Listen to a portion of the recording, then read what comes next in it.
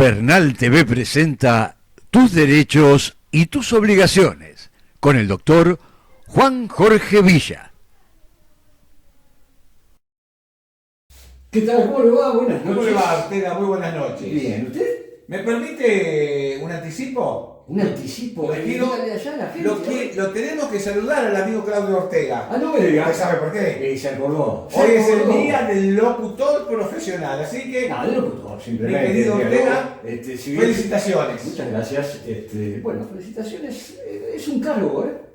¿Usted sabe qué es un cargo? Póngale, Muchos no lo ven así. ¿no? Pero si uno lo encara con responsabilidad, es un cargo. Claro que sí. Es un cargo. Cualquier profesión, actividad, si uno lo toma en serio, Exacto. es una responsabilidad. Ahora, ¿sabe qué? Yo lo tomo en serio, pero me divierto mucho haciendo. Bueno, Y doblemente eso es bueno. agradable. Eso es muy Así que bueno. saludamos al amigo Bueno. Claudio Ortega. Bueno, Feliz muchas día. gracias.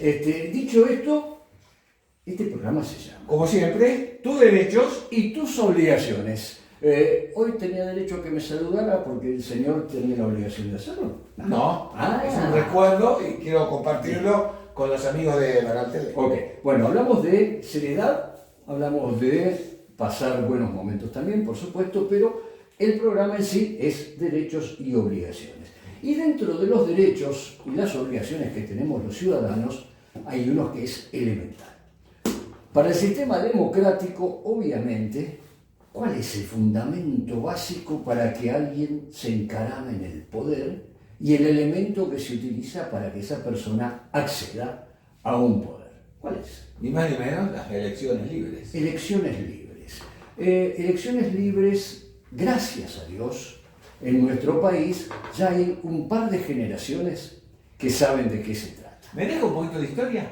Sí, lo hace breve. Las elecciones libres Sí. comienzan con la ley Sáenz Peña del año 1812. 12. Y la primera Si le elección... sumamos un siglo, 1912. Perdón, 1912. Le sumamos un siglo. Está atento, que Ahí ya está. estaba atento. Ahí está. Miguel Ortega, está despierto, Ok, sobre ok, la hora. ok. 1912 Sí. y su primera práctica es en el año 1918 con la elección de Hipólito Yrigoyen como presidente de la ¿Le nación. puedo poner unas comillitas? Póngale. Porque dijo que lo puso en práctica. Pero eso no quiere decir que se haya cumplido en su totalidad. La ley sí, parece una ley limitada, acordémonos que era la votación del masculino nomás. por ejemplo. Exacto, votaba nada más que el hombre, pero además que votaba nada más que el hombre, y esto lo refleja el séptimo arte también, en alguna película, usted habrá visto que iba un señor a caballo, por ejemplo, en un reducto donde trabajaba gente de una condición realmente baja en cuanto a los conocimientos que tenían y a lo social y económico también, recolectaban los documentos de esa gente, Sí. votaban y después le devolvían los Pero documentos. convengamos que la práctica democrática del sufragio Sí. libre Ok. y universal empezó a ponerse a funcionar. Veníamos del gobierno de Juan Selman, Correcto. veníamos del unicato famoso y de alguna manera para hacer un puntapié al tema central que vamos a hablar, Bien. que digamos que es este tipo de cuestiones en el hoy aquí en Argentina. Nace con la ley de 1912 y se pone en práctica por primera vez en 1918. Allí entonces es elegido por primera vez Hipólito Yrigoyen, Hipólito Yrigoyen porque tuvo dos elecciones, pero obviamente no sucesivas. ¿no? Y la segunda truncada con el primer de la década nefasta del 30. Bien. Bien. Bueno, y Dicho estamos sea, también Marcelo En el medio. Yrigoyen Alvear y Yrigoyen golpe. Ahí está. Entonces el golpe del 30, que le cuento una particularidad. Métale rápido. Ese golpe del 30 tuvo el aval de la Corte Suprema de Justicia. Otro día lo hablamos. Bueno, es decir, fue un golpe, en ese caso cívico-militar, pero además de cívico, de un poder. Uno de los tres poderes se metió en el golpe. Para otro momento. Para otro Vamos momento, vamos al hoy. al otro. Al hoy, y más fresco que esto no hay, porque incluso escuché, yo sé cuando venía para acá, que el día martes hubo no sé qué problema hubo con la votación aquí en la provincia de Buenos Aires. ¿Usted está enterado de algo de eso? Arrancamos con Buenos Aires. Bueno, A ver. Buenos Aires está, y la legislatura de Buenos Aires, que dicho sea paso es bicameral, Senado y Diputados, Sí. está intentando volver a definir legalmente Sí. o de caracterizar a los mandatos de legisladores Ajá. indefinidos. Para decir, no tener límite en los mandatos. Bien. Fue siempre así. En el gobierno de María Eugenia Vidal hubo una norma que lo limitó a 2 elecciones. Ajá. Y hoy están intentando, por un lado, que sean los legisladores provinciales y comunales los que puedan indefinidamente ser reelectos. Y hay una intención del oficialismo de meter también a los departamentos ejecutivos, o sea, al gobernador y a intendencias. Esta cuestión obtuvo una primera sanción en la Cámara de Senadores Provinciales y ahora pasa en complementar el proceso de formación de leyes en la Cámara de Diputados. Cuestión que no viene fácil porque los votos hoy no estarían. Bien, vamos a aclarar de nuevo que este programa, como ustedes saben, está grabado y el día martes se grabó. Quiero decirlo de manera expresa porque tengo entendido de que este mismo martes hubo alguna novedad respecto de cuando se hizo la votación. Bueno, ahí hay un tema reglamentario. A ver. Cada Cámara tiene su propio reglamento de funcionamiento. Sí. Y no son iguales senadores que diputados. La Cámara de Senadores de la provincia de Buenos Aires establece que una vez que hay empate doble, hay empate, sí. Previo a como se puede imaginar que el presidente del cuerpo decide, como se hizo, hay que volver al debate y a la votación.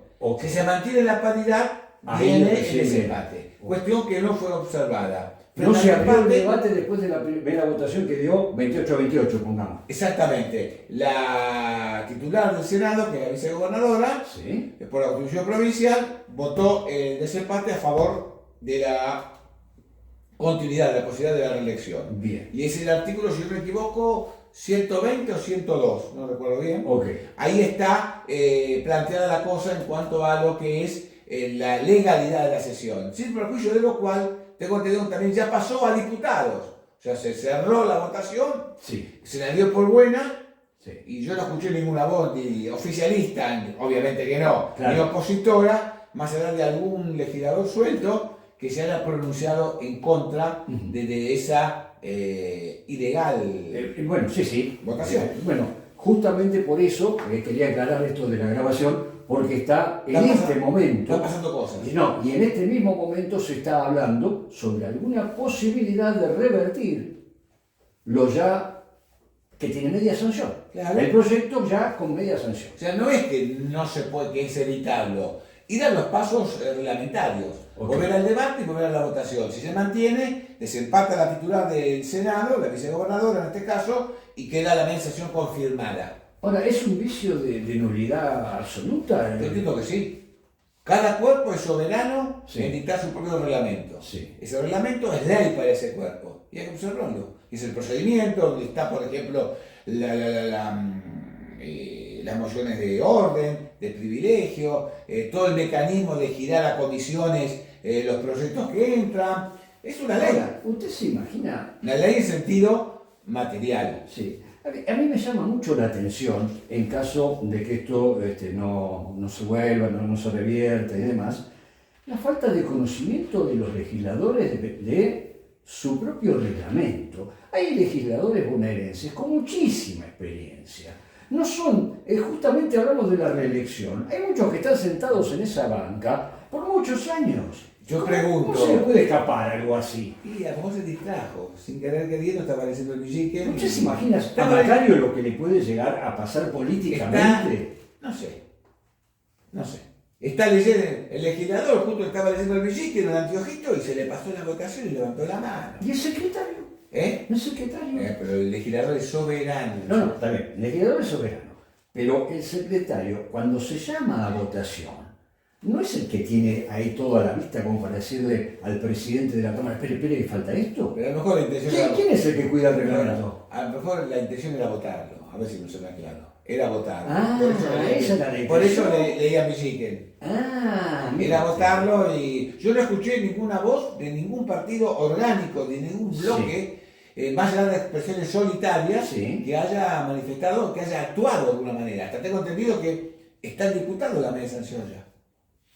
Bueno, vamos a ver. Bueno, en el caso de que ya esté dada la media sanción, ahora pasa a diputados, ¿correcto?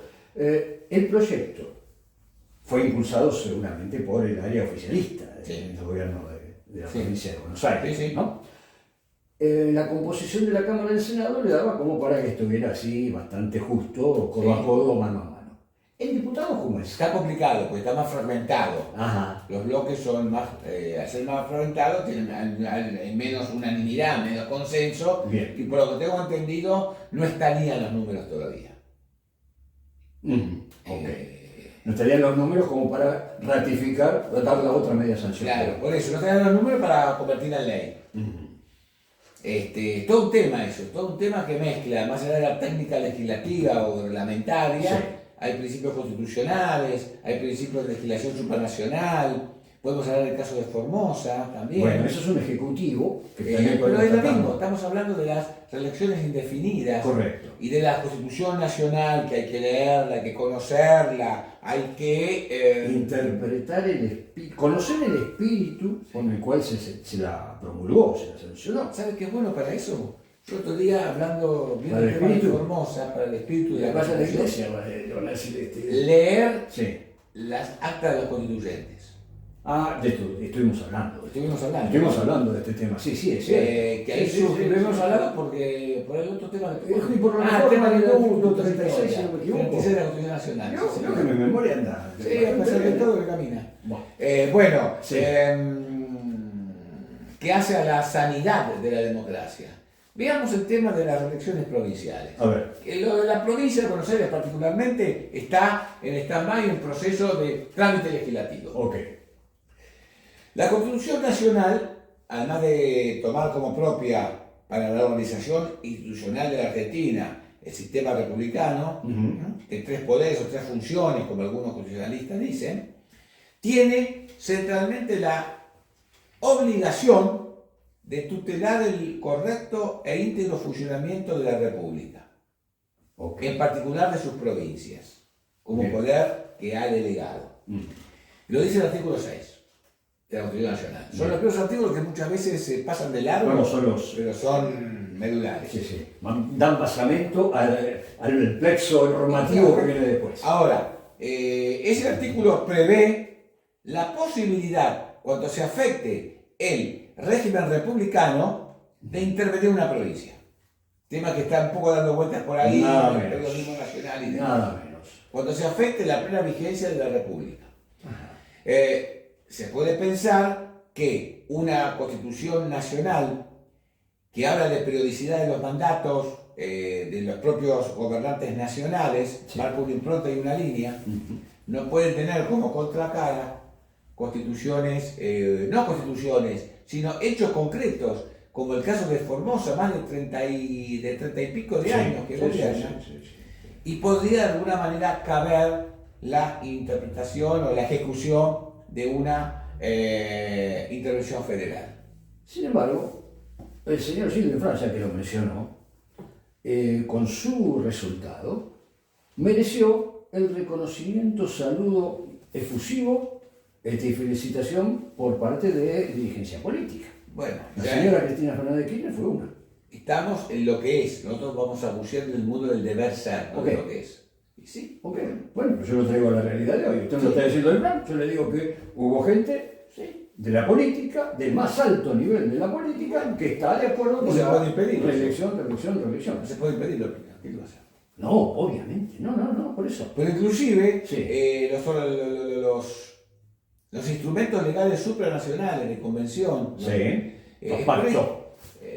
obviamente el pacto de Costa Rica, puntualmente, artículos 23 y 24, prevén lo injusto que es el tema de las elecciones definidas. O sea, hasta la norma internacional, supranacional, convencional, como se dice, la misma Corte de Interamericana de Derechos Humanos lo ha dicho en alguna causa.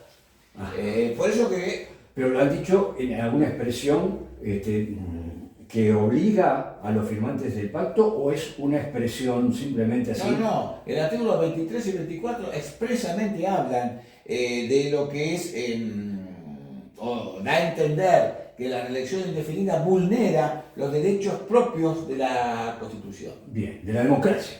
Claro que sí. Eso yo lo extendería a lo que es cualquier organismo. La reelección no es sana. no es sana. Un organismo, un colegio profesional, una cooperadora, un club de fútbol, un club de barrio. La indefinida. La indefinida. La indefinida. Yo creo que un par de mandatos, dos mandatos. Yo creo que sí, porque muchas veces los proyectos de desarrollo de este organismo demandan más de 4 años. Exacto, más de 4 años o de un periodo. ¿Correcto? Yo creo que es sano un periodo con una chance y después un descanso. Y después se puede volver a presentar. La misma gente, ¿no? Bueno, todo eso también lo he mezclado con lo que hablamos en primer término de las reelecciones indefinidas. Sí. Es una perpetuación en el poder. Una lucha del poder. Es un sindicato. Es un sindicato. Es todo. En un club de barrio, en la zona de fomento del barrio. Sí, seguro. Permanente. Seguro. En un colegio profesional. Lo que pasa es que lo que está más a la vista, lo que uno más conoce, Claro. es en los gremios. Creo que no hay ninguna duda. Hay algunos que llevan 45 años. O sea, no es Caballero, sano. ¿cuánto llevaba? No sé, pero me parece que empezó de jovencito. Bueno, sí. Bien. Pero estamos. Sí, sí. Entonces tenemos normas nacionales que tutelan esa cuestión. Bien. Normas supranacionales, normas Bien. de convención que se llama, que tutelan esa cuestión. Tenemos fallos de la Corte. La Corte le ha dicho en France que el mandato anterior era inconstitucional y acá no pasó nada. O sea, es muy grave cuando un país... Perdón, la Corte Suprema de Justicia de la Nación dijo eso. Claro. Ajá. Y después hubo un fallo del año pasado también del Frente Opositor. Pero, perdón. Que quiero entenderlo. monstruoso. Quiero entenderlo, me pongo del lado de la otra persona que está allí también y quiero entender esto. La Corte Suprema de Justicia, ¿sí? Es el organismo máximo de interpretación y aplicación de la ley. Sí, Correcto. correcto. Y dice, esto no corresponde. Bien. ¿Quién es el que vela por la ejecución de esa resolución judicial suprema? ¿Quién ve para que se cumpla? Sí. Y debería ser la Corte. La misma Corte. Sí, sí. Pero tiene instrumentos la Corte para aplicarlo. ¿Le cuento otro ejemplo? Ah. Hablando de otra... hace muchos años, un par de años, Sí. en Santa Cruz Sí. estaba el procurador de la provincia, que era el doctor Sosa. Sí.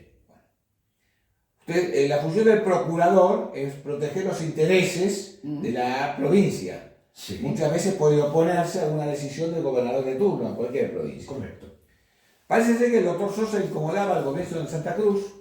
¿Y qué fue lo que hizo? Dividió la procuración con dos funciones. Y al doctor Sosa le dio, con todo respeto, poner ganchitos, póngale.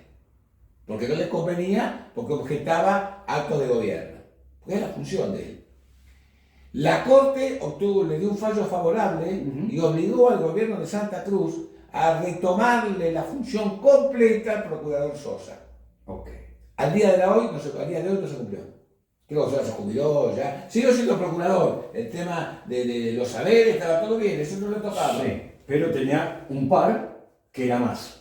Un par que en la Sí, dirección, claro. claro. ¿Se dan cuenta? Fue un fallo de la Corte que restituía el poder al Usted me procurador dice que Sosa. esto fue hace un par de años. Sí.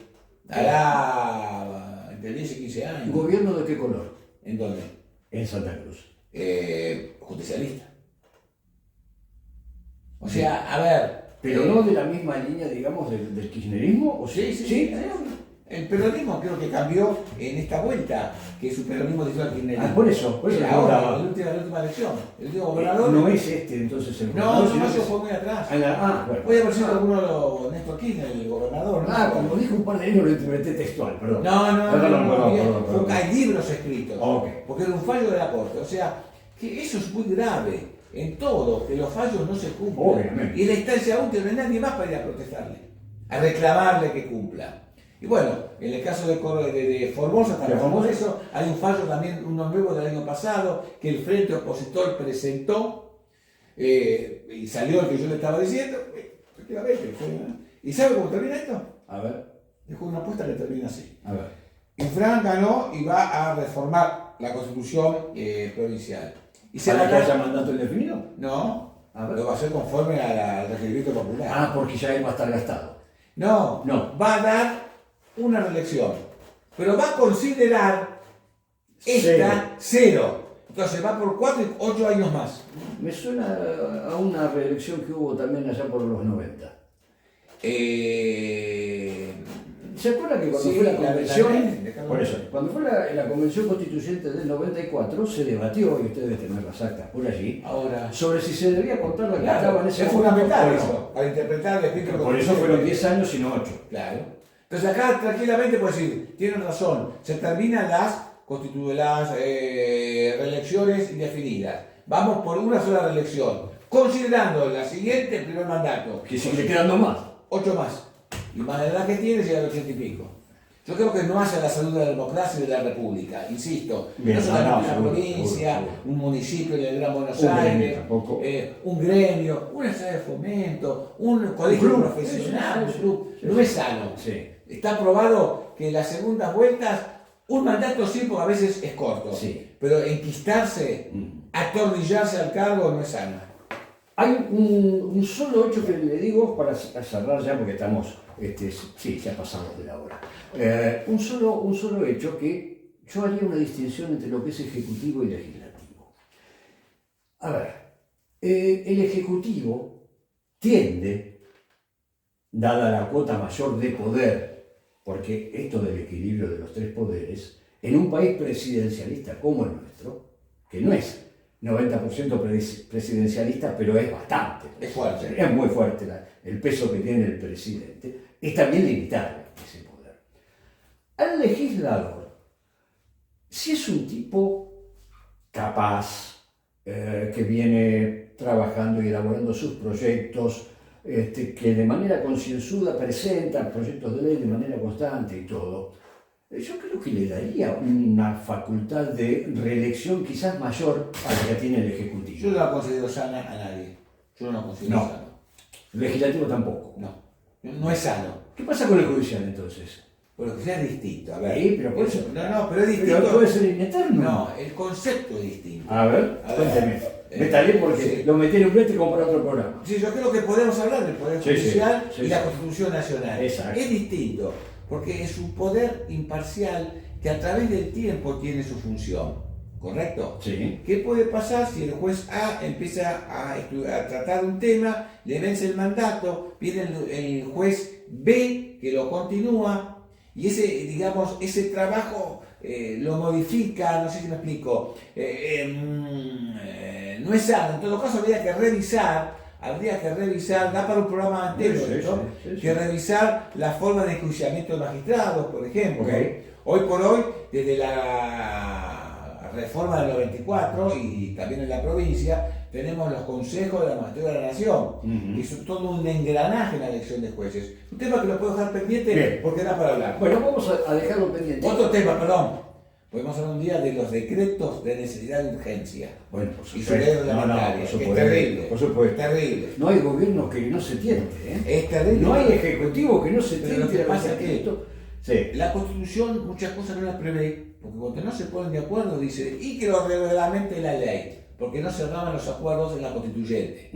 Entonces, el Consejo de la Magistratura sí mantiene el equilibrio de estamentos. ¿Y cuál es el equilibrio? La ley lo va a decir, porque si no, no cerraba el famoso núcleo de coincidencia básica. Exacto. De los que habíamos hablado en el 94. Muy bien. Usted habló de... Se me fue ahora en este momento. Pero habló de algo de equivalencia y a mí me hizo algo ruido recién de lo que dijo. Bien.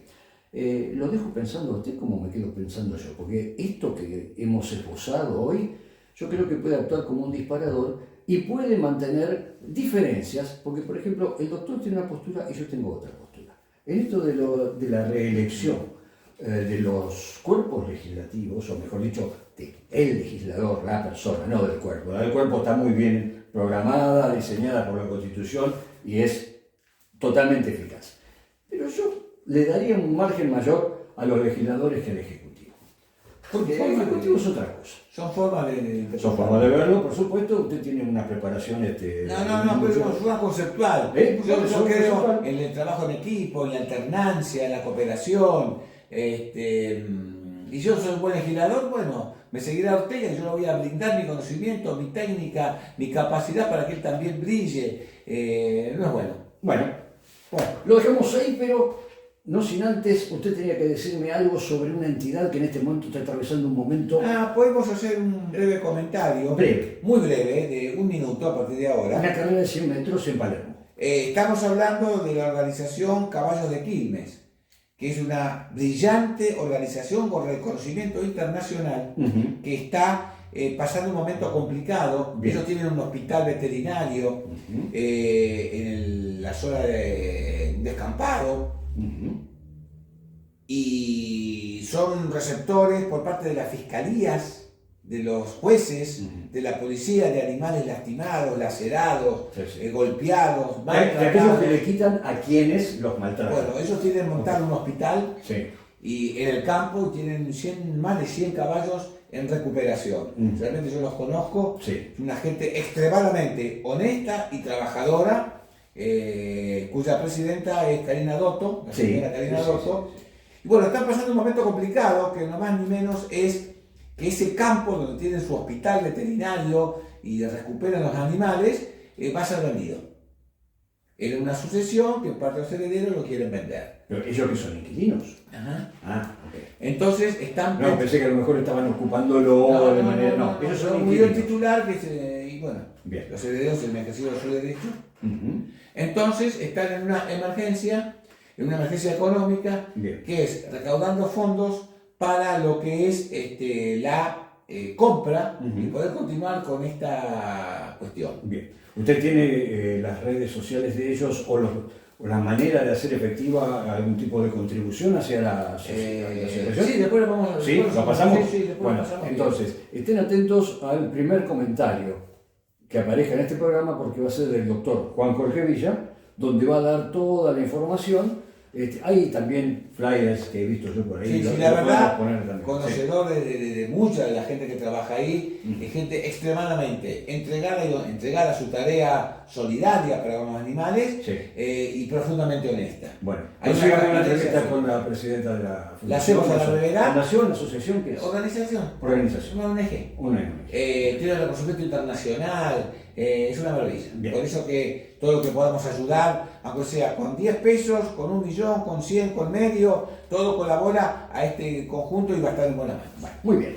Dicho todo esto, entonces, señores, les recordamos que esto se llama Tus derechos y tus obligaciones. Y en este caso también de lo que habló Villa es tus derechos, tus obligaciones y los derechos y obligaciones de los animales. Ninguna duda, como seres sintientes.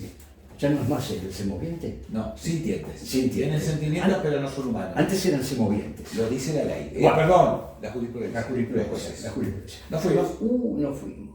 Se hizo tardísimo. Vamos. Hasta cualquier momento, no, hasta el jueves que viene. Chao. Adiós. Chao.